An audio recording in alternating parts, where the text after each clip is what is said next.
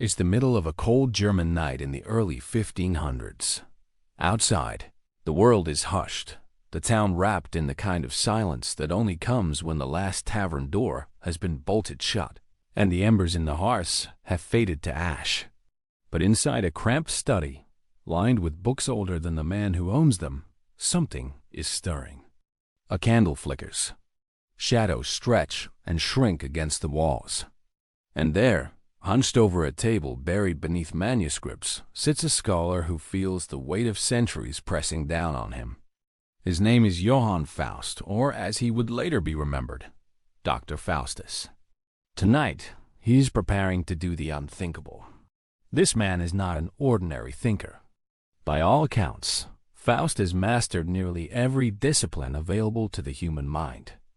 Law, medicine, philosophy, theology, he studied them all, argued with the brightest, and surpassed most. And yet, instead of satisfaction, what does he feel? Emptiness. Knowledge, for Faust, is not a fountain of life. It's a well that has run dry. He has turned the pages of every holy text, wrestled with the logic of Aristotle, dissected the theories of medicine. None of it has answered the aching question that consumes him. What lies beyond the walls of human understanding? And so, in his desperation, he pushes aside the holy books, throws down the crucifix, and begins to trace a circle on the floor.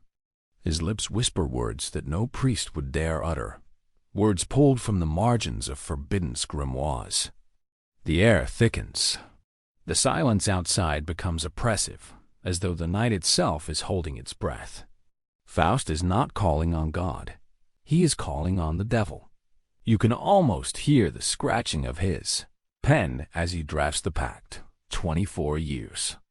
For that span of time, he will wield unlimited power, experience unearthly pleasures, and grasp truths denied to ordinary mortals. And in exchange, his soul will belong to hell. This is not the story of a man who stumbled blindly into ruin. This is the story of a genius who looked at the edge of human knowledge and decided to leap into the abyss. But before we follow Faust into his bargain, you need to understand the age he lived in. Because his story was not born in a vacuum. It was born in a world standing at a crossroads. The early 16th century was a battlefield of ideas. For centuries, Europe had been shaped by the authority of the Catholic Church, by traditions rooted in faith, and by the medieval worldview that placed God above all human striving. But in Faust's time, those old certainties were beginning to collapse. The Renaissance had exploded across Europe like a wildfire. Artists, thinkers, and scientists were breaking boundaries that had stood for 1,000 years. Leonardo da Vinci peeled back the skin of the human body to sketch its secrets with surgical precision. Copernicus dared to rearrange the heavens, placing the sun, not the earth, at the center of creation. Columbus crossed an ocean and opened the door to lands Europeans had only imagined in whispers and legends. The air of the age was electric with possibility. A new creed was being whispered in courts, universities, and city squares. There are no limits to what man can achieve. And yet, not everyone embraced this rebirth with joy. For each discovery, there was a shadow of fear. The more humanity reached, the closer it came to trespassing into realms reserved for the divine. Faust, then, was not merely a man of his time. He was the man of his time, a symbol of the Renaissance spirit, straddling two worlds, one rooted in medieval terror of damnation, the other blazing with ambition and hunger for knowledge. In one hand, a crucifix. In the other, the compass of reason. But that tug of war inside him, the clash between his yearning for truth and his terror of divine punishment, was what finally drove him to commit his infamous bargain. Now here's where myth and reality intertwine. Because Faust was not purely a creation of imagination. Records tell us that a man named Johann Georg Faust lived during this time. He was no ordinary scholar. He traveled from town to town, claiming mastery of alchemy, astrology, and magic.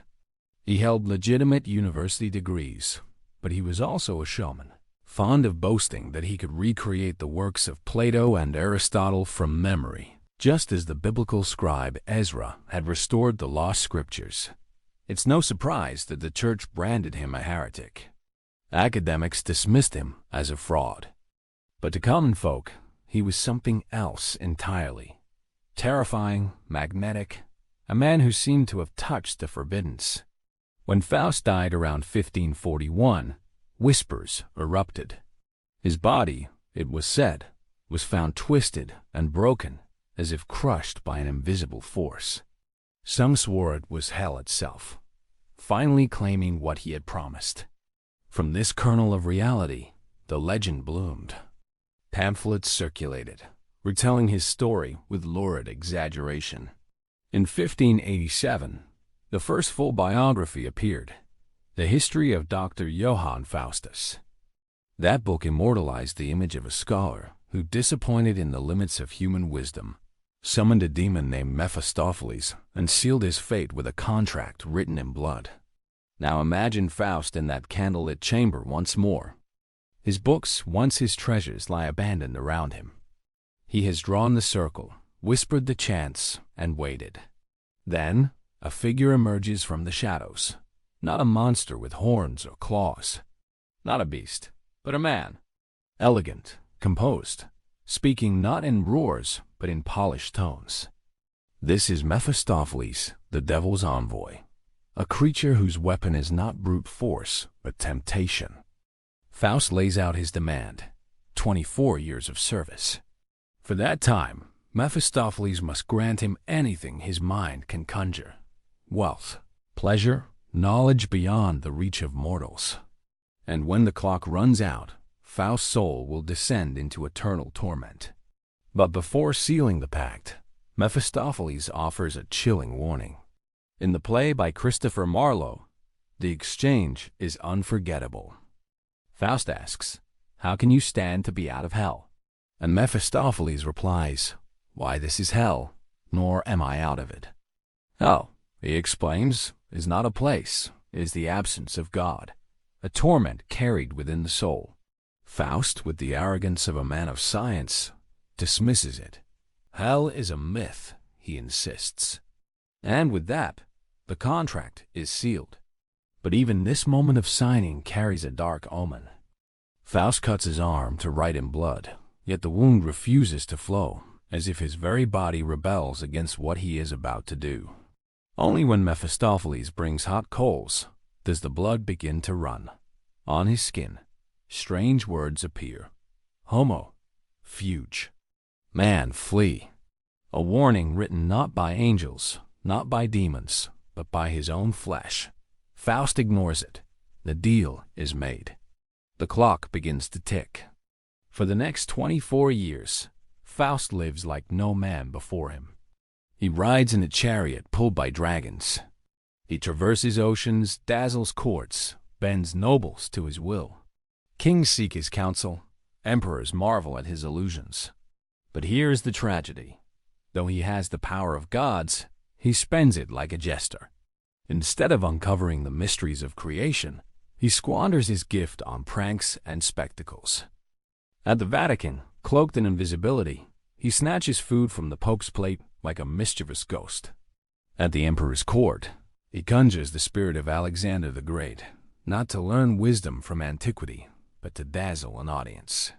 When mocked by skeptics, he retaliates with tricks, sprouting antlers on a knight's head, selling a horse that crumbles to hay when it touches water.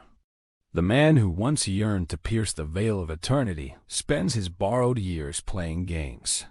And when the pleasures fade, when the laughter grows hollow, Faust begins to feel it, the weight of time. The clock is ticking, and every tick is a heartbeat closer to midnight. At the height of his despair, he asks for one final gift. He wants to see Helen of Troy, the fabled beauty whose face, according to legend, launched 1,000 ships. Mephistopheles grants it. Helen appears, radiant and silent, a vision of impossible perfection. Faust gazes at her and utters words that echo through the centuries. Was this the face that launched 1,000 ships, and burnt the topless towers of Ilium. He kisses her, but she's only a shadow. No warmth, no love, only an illusion. Faust, who once demanded the secrets of the universe, is left clinging to a ghost, and the clock continues to tick. The years slip away like sand through Faust's fingers. At first, the bargain seemed almost intoxicating. The rush of power, the awe of kings, the gasps of crowds. He lived as a legend, a man untethered from the limits of mortality. But as the 24th year approaches, all those triumphs feel hollow. The laughter in grand halls fades to silence. The gold he conjures melts like wax in his memory. The illusion of Helen offers no solace in the dark. And now, with each passing night, Faust begins to hear something he once dismissed, the sound of chains rattling in the distance. Throughout the legend, Faust is not alone. He is haunted not only by Mephistopheles, but by two voices, two figures who symbolize the eternal war for his soul. The good angel whispers, "Repent. Turn back. It's not too late. Mercy waits, if only you will ask for it." The evil angel hisses, "You are already damned. No prayer will save you now. Why suffer humility when you can embrace your fate with pride?" This inner duel is what makes Faust's story so human. Because how many of us, even without making pacts with demons, hear those same whispers? One urging us to hope, to turn back, to change. The other telling us we're beyond saving, that it's already too late. Time and again, Faust teeters between the two. Sometimes he cries out to Christ, begging for mercy. Sometimes he allows himself to hope that forgiveness is possible. But each time, Mephistopheles appears offering distractions, threats, or comforting lies that keep Faust from kneeling. And pride does the rest. Because what chains Faust is not just a contract. It is his refusal to bow. He cannot bring himself to surrender, to admit that faith, something he cannot measure or dissect, might be his only escape. He has built his life on intellect, on mastery, on control. To accept grace would mean confessing weakness. And Faust would rather damn himself than admit defeat. There is a moment in the old stories that cuts deeper than any other. Faust, in his restless questioning, asks Mephistopheles a simple thing: who made the world? And Mephistopheles is silent. He cannot speak the name of God. The chains of his own damnation forbid it. That silence is louder than thunder. In that instant, Faust glimpses the awful truth. He may hold the keys to earthly power, but his knowledge is a broken mirror. He can explain the stars, but not their maker. He can command spirits, but not touch the source of life itself. It is the one answer he has always craved, the one truth he traded everything to possess, and it is forever barred to him. And still, his pride hardens. As the 24th year dwindles to its last hours, the scholar who once strode like a titan begins to crumble. He summons his students, the young men who once admired him as a genius, who hung on his every word in the lecture hall. To them, he confesses everything: the pact, the power, the price. They are horrified. Some beg him to pray, to repent, to call on God while there is still time. But Faust shakes his head. This is his burden, he says. His alone. The students remain anyway, keeping vigil with him. They cannot save him, but they cannot abandon him either. Outside, the night deepens. Inside, the candle burns lower. The air grows colder, and then Faust begins to speak.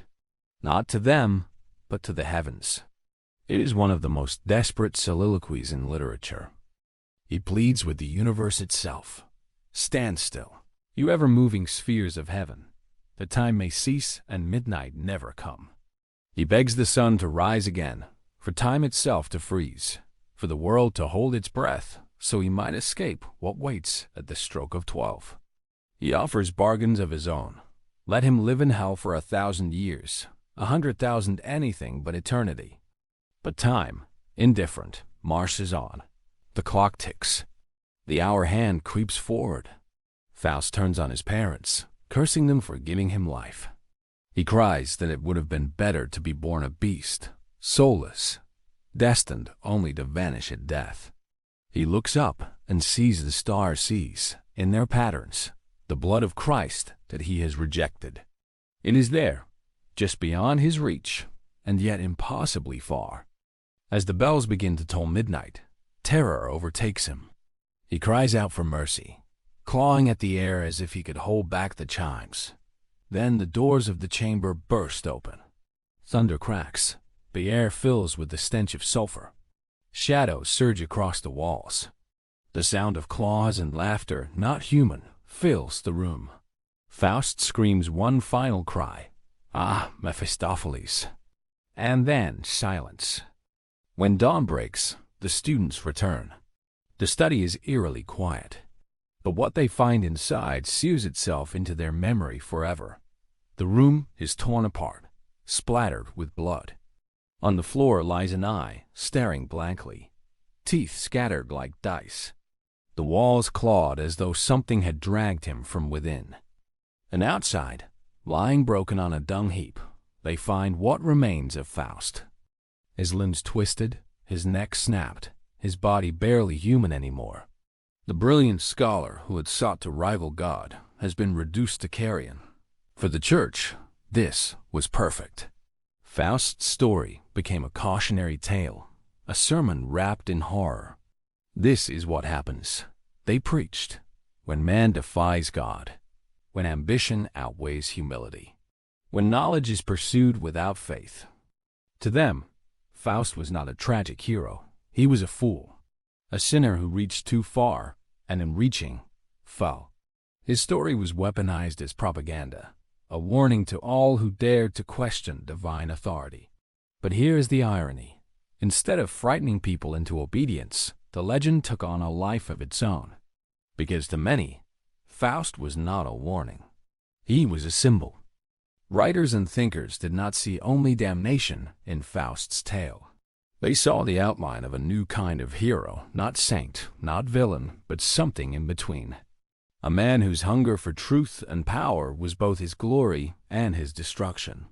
In Christopher Marlowe's play, Dr. Faustus, written in the late 1500s, Faust became the embodiment of the Renaissance spirit. Brilliant, ambitious, reckless, and fatally flawed. He was not damned simply because he sinned, but because he dared. He dared to want more than the world was willing to give. 2 centuries later, the German writer Johann Wolfgang von Goethe reimagined him again. In Goethe's Faust, the story transforms. Faust still makes his pact with Mephistopheles. He still commits terrible sins, including the ruin of a girl named Gretchen. But Goethe shifts the lens. He does not portray Faust as a monster. He portrays him as a seeker, a restless soul who refuses to settle for comfort or certainty. A man who is always striving, reaching, pushing against the limits of existence. And in Goethe's vision, that striving, flawed though it may be, is what saves him. At the climax of Goethe's epic, when the devils come to claim Faust's soul, angels descend instead. They surround him, lift him up, and carry him into redemption. Not because he lived a life of virtue, not because he was free of guilt, but because he never stopped striving. He who strives on and lives to strive, declares one angel, can earn redemption still. It was a radical reimagining. Where the church saw damnation, Goethe saw salvation. Where priests pointed to a cautionary tale, Goethe found a parable of human ambition.